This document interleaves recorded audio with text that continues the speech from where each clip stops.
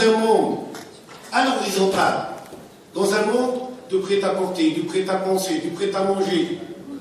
Qu'est-ce que vous voulez?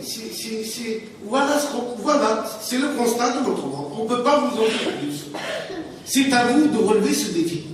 C'est-à-dire, il faut essayer aujourd'hui comment nourrir les consciences. Et cette conscience, il faut revenir à l'état d'abord avec lequel chacun de nous est arrivé dans ce monde. Quand nous naissons du ventre de notre enfant, il n'y a pas ce poids de la culture. Nous naissons affranchis. Nous naissons libres.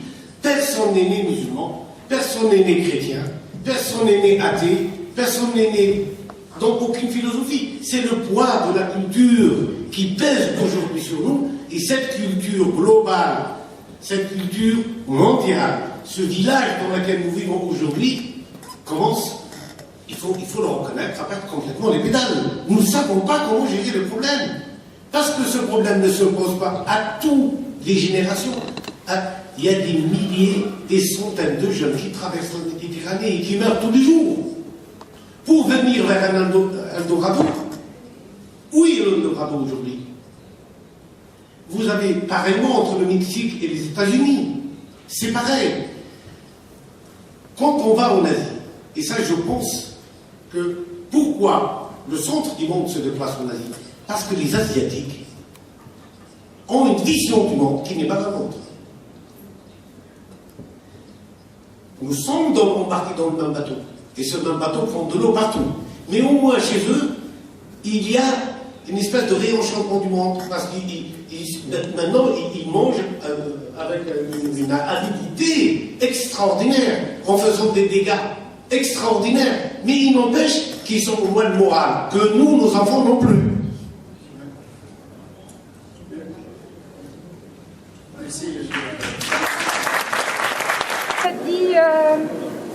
L'historien et ami Emilio González Ferrín ce matin, cette structure de colonie partie du 8e siècle, elle ne va pas se créer ex nihilo. Hein, c'est le Dieu, hein, la consanguinité de Jésus n'avait pas accepté la Trinité, donc ce sont eux qui auront beaucoup plus de facilité à se convertir à l'islam à partir du 8e siècle, et c'est bien entendu que seulement ainsi que beaucoup d'historiens, si énorme de 22 400 mètres carrés, où il y avait,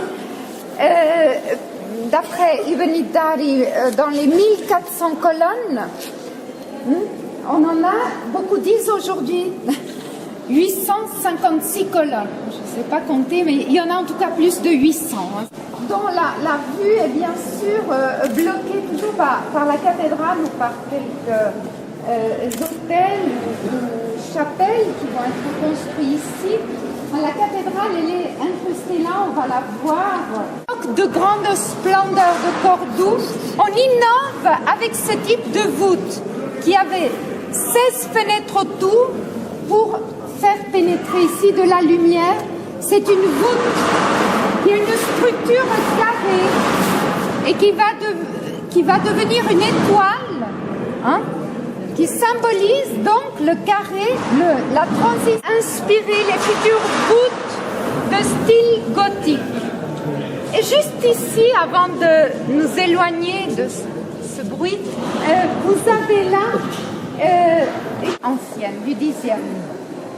Et là, on a une copie des lampes qu'il dut y avoir dans toute la mosquée. Hein, plus de 200 lampes à huile parfumées qu'on allumait. Et en fin d'après-midi, au Palacio del Bailío, hein, là où il y a la bibliothèque de Al-Andalus, qui était la résidence de ces Fernandez de Córdoba. Eh bien, c'est Fernandez de Córdoba qui avait aidé les rois catholiques à conquérir Grenade. Ils vont avoir bien sûr un lieu privilégié ici. Leur chapelle funéraire va être construite devant le mihrab. Mais lorsqu'on construit ces chapelles, fort heureusement, on ne détruit pas le mur, hein, cette décoration. au miracle. Alors ça a protégé, comme vous le dites exactement, et c'est très beau. Le roi Alphonse, Oui. quand on lui a présenté, Oui. la cathédrale, Oui. il a dit à Oui. l'évêque, vous avez construit Oui. une très belle cathédrale, Ah, mais ça, vous c'était avez l'empereur, Charles détruit, Quint, oui. ou Charles Oui, Quint. Charles Mais vous Quint. avez détruit un monument unique au monde. Oui, tout à fait. Donc il y avait aussi, politiquement aussi, peut-être certains rois qui voulaient garder. Oui, protéger. il y avait. Oui, Alors que Charles l'Église Quint, voulait- effectivement, n'était jamais venu à Cordoue, donc il a été surpris. Lorsqu'il a vu aussi qu'ils avaient fait un énorme trou là à l'intérieur et qu'ils avaient. Et ce qu'ils allaient construire, il s'était exclamé ce que vous venez de dire, hein, très justement. Vous avez détruit un monument unique pour construire quelque chose qu'on aurait pu construire ailleurs. Mais malheureusement, ou c'était trop tard, ou heureusement, on a construit cette cathédrale, parce que sinon on n'aurait plus de mosquée.